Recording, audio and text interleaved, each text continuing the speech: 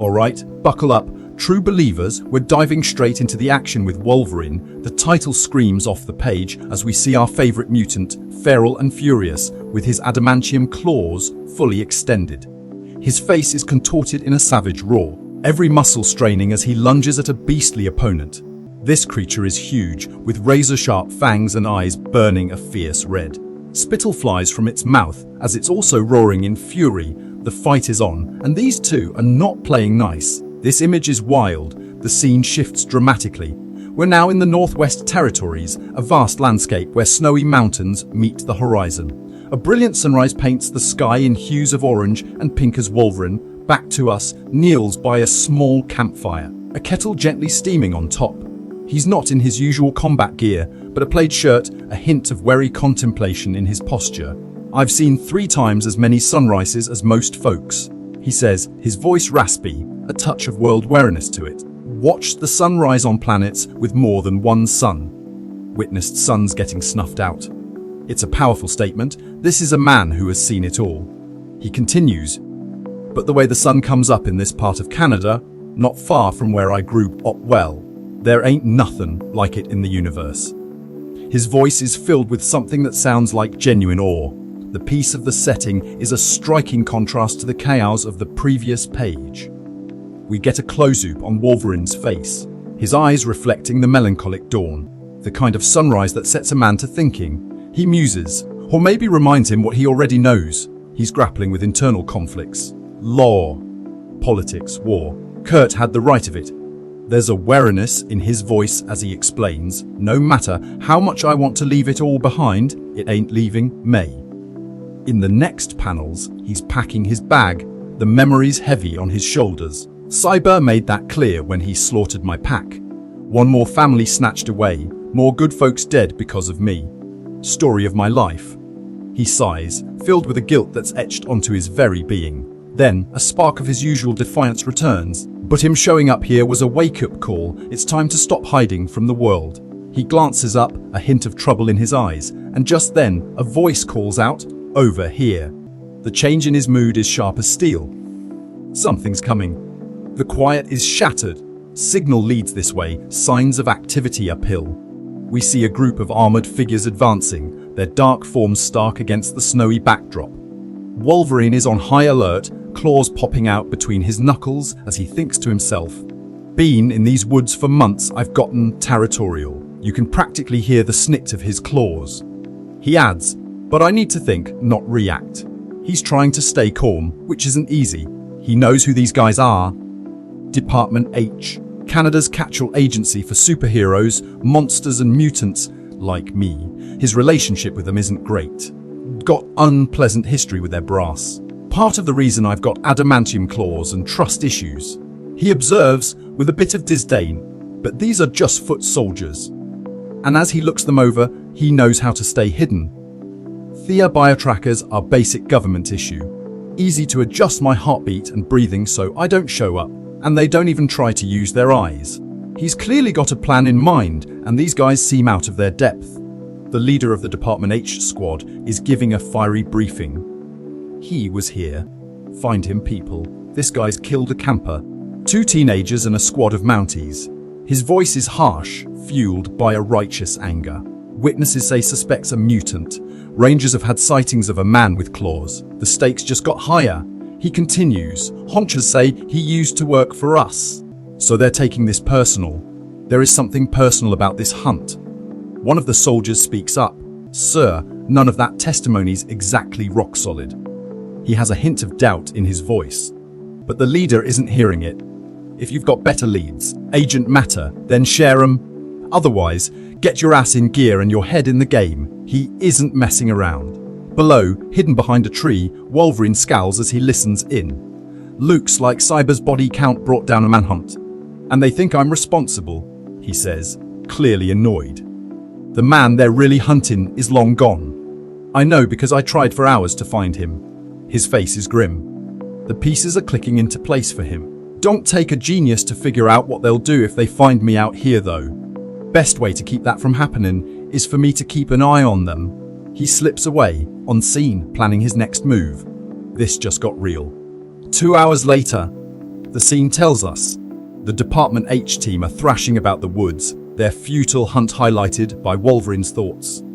They scurry and stomp around, looking hard and finding nothing. He is watching the whole time. Only one of them is looking at what's in front of her instead of making assumptions. She's good. Gets awful close. He notices Agent Meta. She seems to be the only one with any real investigative skill. But eventually, they pile back into those SUVs that smell like gummetal and gasoline. The image captures the vehicles in the snow with their headlights cutting through the dim forest. They're not giving up. They're regrouping. Then, things get interesting. Suddenly, I catch a flash of movement in the trees. Not the agents. He narrows his eyes, sniffing the air. Senf, wait. I know that smell. His face contorts with recognition. The blood-soaked scent. He's onto something. The page erupts with savage fury. It's a full page spread as a creature of nightmare breaks through the trees, a hulking, monstrous figure with pale fur and blazing red eyes. Of a monster, Wolverine thinks, just before the creature bellows, Wendigo. Its claws are extended, its mouth open in a feral roar. The air is thick with violence. This isn't just a beast, it's a force of nature, and it's coming straight for Wolverine. We can only see the back of Wolverine's head, making you want to know what he will do next. The battle is joined. Wolverine clashes with the Wendigo, claws meeting claws with a resounding snikt as they move with blinding speed. The Wendigo claws out with Gorora, and a Kroorka's wood is broken with the impact. It's a brutal exchange of blows, with impact sounds of whomp, and crunch filling the air. Wolverine is caught off guard, his face twisting in pain as he's thrown off his feet. He grits his teeth, kun. But even as he's reeling, he has a thought as he takes the punch to the face. Well, that was %% embarrassing. He's clearly annoyed, and his inner thoughts give it a dose of his trademark humor as he tells himself, "Hid in the game, old man." He's down, but not out.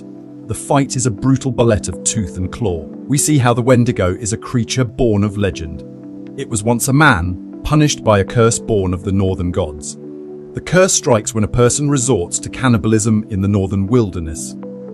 As they fight, the narrative continues. It transforms them into a monster that can go toe-to-toe with the Hulk, but can only speak its own name. A monster with an insatiable hunger for human flesh. But Wolverine slams a blow into the Wendigo's face, blood splattering the snow. But the Wendigo doesn't stop. As the Wendigo hits Wolverine with its claws, we see that he's been sliced open. This isn't just a scuffle, this is a battle for survival. The page ends with Wolverine reflecting. And it ain't just a myth. I've fought this monster a dozen times and barely walked away. The gravity of the situation hits home. This is a fight he's familiar with, and it's one he knows he can't take lightly. The Wendigo lunges, but Wolverine is thinking on his feet. Except, he thinks, noticing the monster's movements. Something's off. He's on high alert. As they continue fighting, a few thoughts cross his mind. This Wendigo ain't as vicious as it should be. It fights scared, unsure, as if it's never scrapped before. He sees that the Wendigo is flailing, almost confused, an unexpected turn of events for such a monstrous creature. Is it wounded? Sick? It's almost like he's puzzled. This Wendigo seems different from the ones he has fought before, but he needs to stay focused. Nah, I'm thinking too much. He needs to keep moving. Wolverine moves with brutal efficiency. It's over faster than it should be. All that's left is for me to kill. His voice is cold, matter-of-fact, as he draws his claws back for the final blow. Story of my life. As he moves to strike, he thinks to himself. But it turns out even the story of a crusty, century-and-a-half-old bastard who's seen it all can still hold some twists, and then the unexpected happens. The Wendigo's eyes are no longer filled with rage, but with a desperate plea. Help, help, it gasps out. Not a snarl, not a roar, but a cry for help. It's a shocking twist that makes Wolverine pause, his claws inches from the creature's face. The fight is over, but the mystery is far from solved. It spoke. Wolverine realizes, eyes wide as he stares at the creature, something other than its own cursed name. He's shocked by this unexpected turn. Well, send on me. That's never happened before. He can see that the Wendigo is retreating, not attacking. It's running because it's scared. He notes, to the timbre of its voice, the weight compared to others of its kind. He's piecing things together. It ain't below fighting trim because it's wounded or sick. He figures out why the Wendigo isn't as strong as it should be. A kid that eats human flesh. Worse, its teeth and claws spread the curse. I can feel my healing factor fighting it off. It's an Centaurian kid. He's disgusted. He needs to move, and fast. Other folks ain't got that protection though. I don't stop this thing, these woods'll be full of cannibal monsters in no time. He knows what he needs to do, his resolve hardening. The Wendigo starts running again. The Wendigo should be faster than me, but I close the gap real quick. He is onto the Wendigo's strategy. That's when I realize.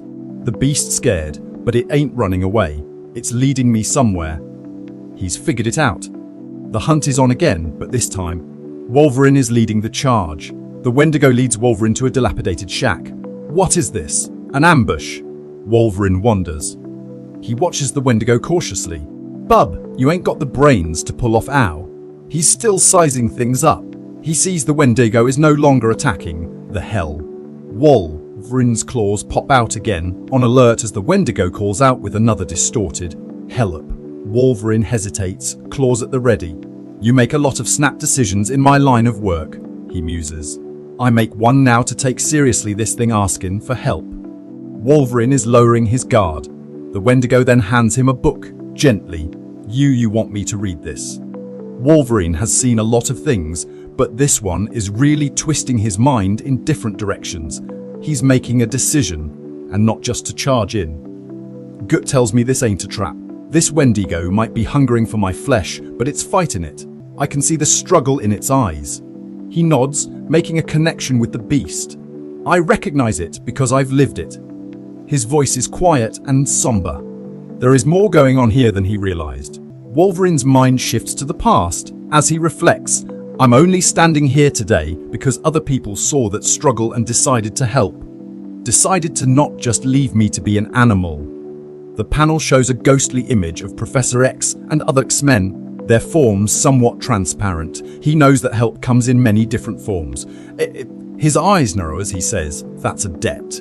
His face softens as he acknowledges that, not to those who helped me, but to other half-animals out there trying to remember what it is to be a person. He looks down at the book, holding it with care. And I'm a man who pays his debts. This moment isn't about fighting, it's about what he owes and what he needs to do next. The page is filled with the detailed contents of the journal that the Wendigo gave to Wolverine. It's all sketches and handwritten notes, a desperate tale of survival. Leonard's Freedom Journal, the title reads. We see images of a group of people, with notes saying, "Tonight's the night. Me and folks are busting out of this crazy group home. And no more getting screamed at for no reason. Stop the wilderness." Then the journal entries show how it's been hard as hell, but we made it. And we brought the wrong guy though. He threw two to death, but thanks he helped us out. There is a feeling of desperate hope. Other entries show had to leave other campers, kept trying to make us go home. They don't get it. And don't need M though. Found an abandoned cabin. And unless I can find something to eat. The tone of the journal shifts as it continues. Others have been going for days now. Can't leave the cabin. Too heavy. It's making me sick. Then despair sets in. I don't know who I'm even writing this for, but I'm scared. We're already poisoned. Passed out from it. Followed by, I don't think he's gonna make it through the night. And the final entry reads, I'm next. I'm already warm, and I'm going to die here too.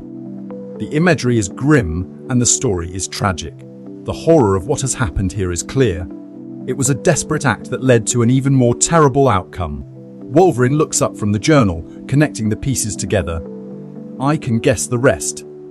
The kid ate human flesh, so the curse of the Wendigo descended upon him. He notices the dates on the journal. Looking at the dates, I figure it's snow. He's been wandering these woods for days, following the hunger. He notes how the Wendigo is sitting hunched over. Guessing I'm the first thing on two legs he's come across since transforming. That's good. Anyone else would have ended up as dinner. As he does, he places a hand out to the Wendigo. Best as I can tell, this Wendigo hasn't hurt anyone yet. But unless someone steps in, it's just a matter of time, which means I got to make a payment on that debt. The Wendigo lets out a panicked screech. Then, Wolverine recognizes that, and if the first humans he comes across are armed agents who think he's a killer, a lot of people will die. His face is set, he is ready to act.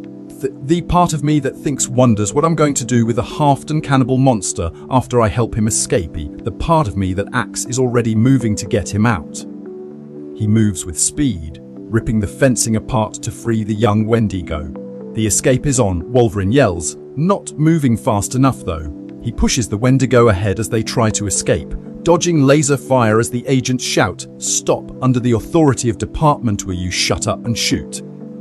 As the Wendigo runs, it lets out a pained growler. Wolverine notices. The Wendigo's hit, but given its powers, it's basically a bee sting. As the Wendigo fights, it looks at Wolverine and yells out, "Wendigo." Wolverine tries to reason with it and reminds it, "Help, remember. You wanted help, help." He then shouts, "Run like hell, you hear me? I'll catch up." He knows that they need to move quickly before more department agents show up. As he turns to face the agents, he thinks to himself, "I'll take down the junior G-men softly." His claws snicked out. As he takes down the agents, his thoughts are focused. Tell myself it's to keep the Wendigo from scenting blood and going nuts. No severed limbs, no opened arteries. As he takes down the agents, he knows that his reasoning is just an excuse. But I'm just as worried about myself. He's protecting this young Wendigo, and that is something he wouldn't do in other situations. Wolverine and the young Wendigo move quickly through the woods. It takes hours to make our way out of the park, the Wendigo fighting its hunger all the while. The panels show how they have to move in the shadows, avoiding the agents. He's tougher than I thought. Keeps it together even when the patrols get close. We see the Department H agents moving through the woods, their weapons raised. A helicopter cuts through the sky, its bright light searching for the two. We avoid the main trails and hide from the helicopter searchlights. Then, a small bit of hope comes as the page ends. Morning comes, and I'm thinking we might just make it out of here without trouble. As they approach the edge of the forest, there is a bit of a dawn in the sky. Is it the end of the chase? Just as they think they're clear, the situation turns dire.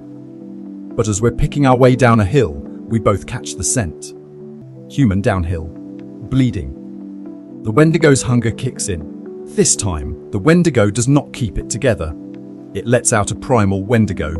As it moves, Wolverine notes that any traces of the human teenager within are gone. The Wendigo starts to charge downhill. It gets a head start, loping downhill on all fours at breakneck speed. But that don't matter.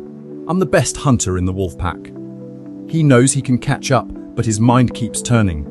Jet's so caught up in the chase, I got to remind myself I'm not hunting, that I'm not an animal, but taming the bloodlusting beast in my head slows me down. And now, Wolverine lets out a huge "Ayaga." The tables have turned. Is he going to be able to stop the Wendigo's hunger? The final page shows the horrific consequences of the Wendigo's hunger. I've unleashed something even bloodier, Wolverine thinks, as the monstrous creature stands over a fallen Department H agent, its mouth bloody, a red stain dripping down its chest. The Wendigo howls out a final Wendigo. Wolverine is off in the distance running up a cliff, but the damage has been done. The young Wendigo was too far gone. This has been a brutal fight, and it's not over yet. To be continued. This is going to be an even bigger mess. Thanks for tuning in. Stay curious, stay awesome, and don't forget to hit that subscribe button for more amazing content.